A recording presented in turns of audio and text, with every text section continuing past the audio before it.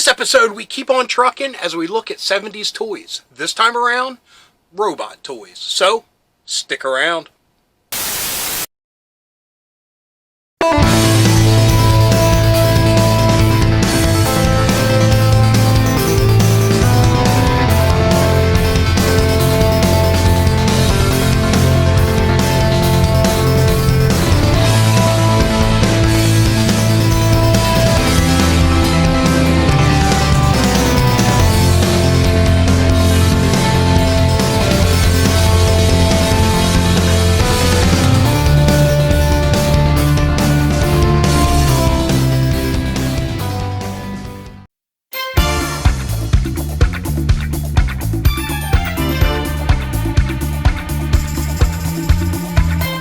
Hello, fellow dorks and dorkettes, and welcome to Nostalgia Syndrome. My name is Rob, and in this episode, we will be taking a look at some forgotten 70s robot toys. Now, there was a comment the last time we looked at some forgotten 70s toys, the playset episode, that someone mentioned that one of the playsets that I talked about wasn't forgotten. So, I used to add this to all the forgotten toy episodes, and I kinda haven't explained it in a while. But my thought is that, all toys are forgotten to somebody. All toys are remembered by some people. Just because you remember something so very fondly doesn't mean the next person remembers it, or they were even privy to it, or alive at the time. This is just going out on the internet. Who knows who's going to be watching this, and who knows if they'll forget something, remember something, not know something. So, to me, it's just easy to say forgotten because, like I said, I'm appealing to a large audience of people, in theory. So anyway, enough of that.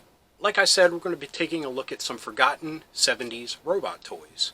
And, as you'll see, number one is probably a robot toy that a lot of people remember. And there's probably a lot of people that know it by sight, but don't know exactly what it is. So, without further ado, let's take a look at that robot with number one. Our first forgotten 70s robot toy, like I mentioned, is probably one that more people will remember than some of the other ones on this list. This was a very popular toy, let alone robot toy, throughout the 70s and 80s. This is Rascal Robots, released by Tomy in 1978. Now that you see it, you know exactly what we're talking about. This is the Rascal Robot. These little wind-up robots seem to come in a limitless variety of different colored domes and alloys of their body. You had gold and silver bodies, you had white bodies, you had different dome colors, red, blue, and they mixed the two components together, and like I said, it seems like there is a limitless amount of them out there in different varieties, which is super awesome, because one Rascal robot is not the same as another Rascal robot, and I think that's very awesome. These little wind-up toys by Tomy, they were everywhere. They had little boxing toys, they had little bowling ball toys. Tomy was on it when it came to wind-up toys, and this robot was probably one of their most popular. And yeah, I usually have to add this, but I didn't have this dude growing up. I remember seeing people have them and wanting them, but for some reason, I never got my hands on one of these little rascals, and one day, maybe I will, because the price starts really low and skyrockets for mint on card. But he'd definitely be welcomed here in the laundry room. Our second robot toy comes from Kidco in 1978, and these are the Silver Warriors. Now, these robots seem to take inspiration from Shogun Warriors, just on a much smaller scale. Now, they're brightly colored. It looks like they have rocket-firing fists. They look pretty awesome. Now, I want to read some of the names of the characters because, I mean, I love that they just named them.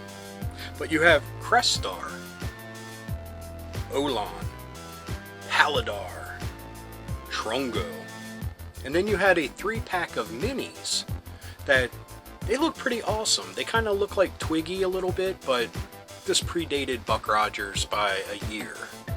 Again, this is a toy line that on the secondary market starts very fairly and then goes up a few dollars for a in-package version.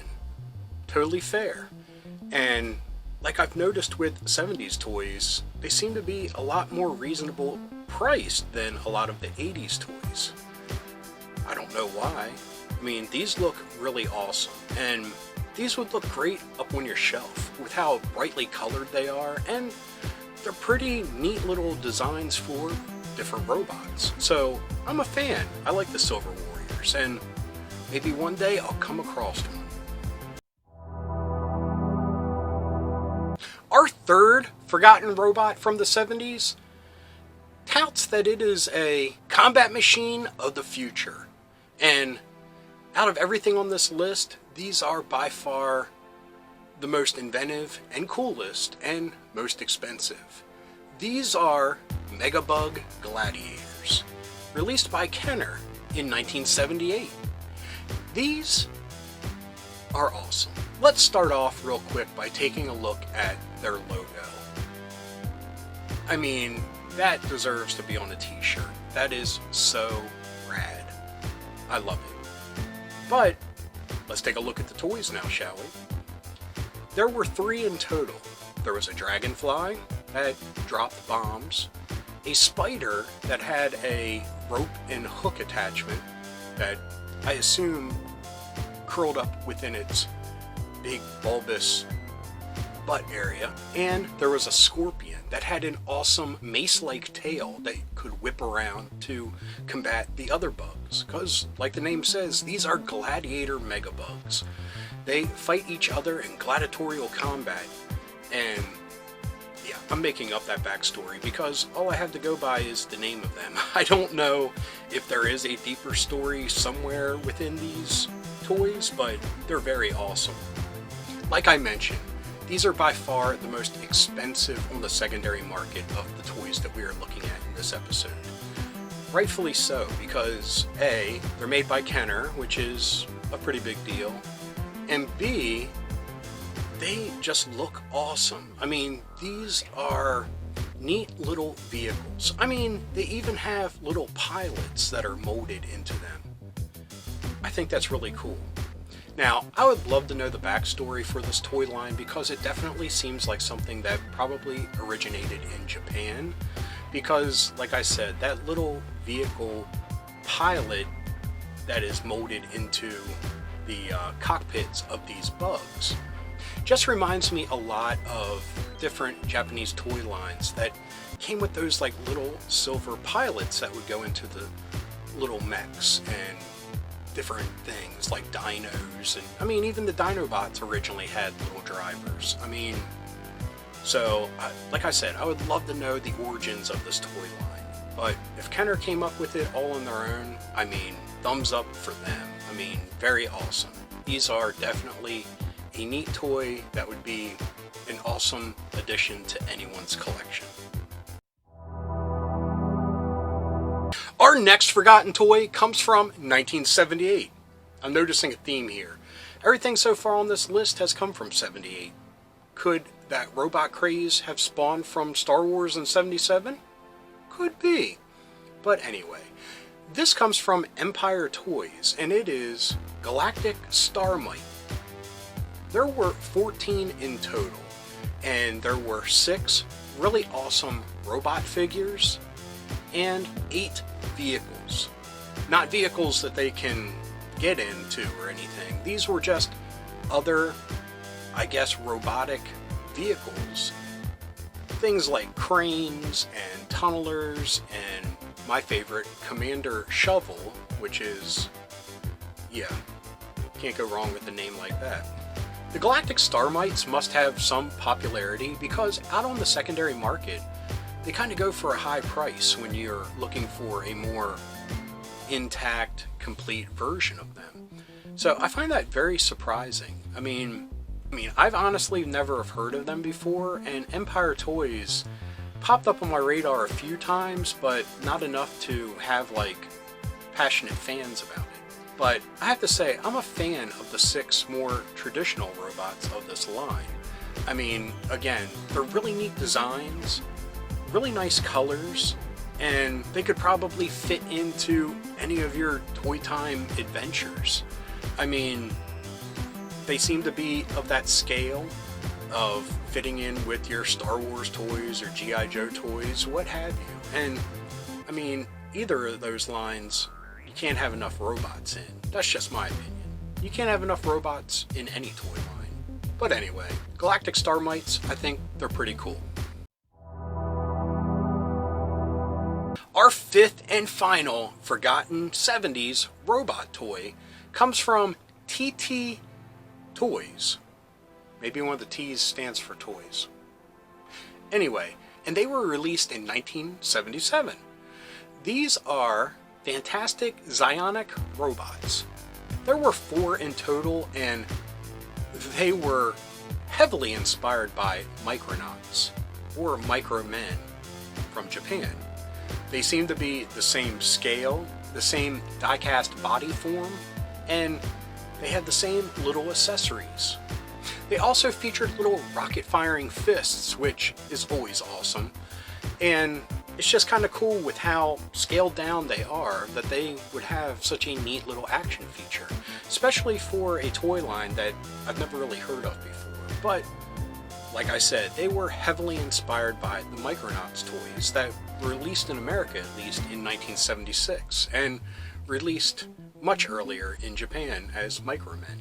Surprisingly, these are the 2nd most expensive toys on the list and the cheapest toy on the list. When you go down to the lowest price, I mean, that's a song and a dance, but they're usually missing their rocket-firing fists at that point. But you go up to the high end and you're getting them mint on card, and let's take a look at the back of the card. I mean, you can't go wrong. It's very plain cardboard with just black printing of the 4 robots that they offered. I mean, it's not fancy, and like I said, it kind of surprises me that these fetch a high price because there's nothing really fancy about these figures. There's nothing wrong with them. I think they're awesome. But yeah, they're not as fancy as like the Kenner toys that we talked about earlier. And yeah, like I said, these are direct inspired toys, which, yeah, I always hate saying rip-off. If you know me, I dance around that word. I like saying they're inspired or they're paying homage to the original toy that they are emulating. Anyway, I hope you enjoyed this episode, so let's finish up. Okay folks, that was a look at 5 forgotten 70s robot toys. We kind of got a very good cross-section of different robot toys that were released in the later 70s. We have the popular with the Rascal robot to the one paying homage to a more popular toy line that was released around the same time. I mean, that's the thing I love about doing these forgotten toy episodes, are finding those offbeat toys that were probably sold at your local pharmacy or mom and pop shop instead of your Toys R Us's and like Montgomery Wards and stuff like that. I mean, I think they're awesome no matter what. I just love toys, and I don't care if they're inspired by something else or a cheaper alternative toy. Toys are awesome no matter what. And yeah, everyone has fun playing with toys, and that should be the end of the discussion. Anyway, thank you so much for watching, and I hope you enjoyed this episode. If you did, please give me a thumbs up. If you got something to say, please leave a comment. I love reading them, and I love getting back to everyone. And if you're new around here and you enjoyed this or any of the episodes that YouTube is recommending down here, please hit subscribe. And if you hit that little bell icon, you'll be notified whenever there's a new episode. So anyway, until next time, thanks for watching. Keep being rad and stay dorky!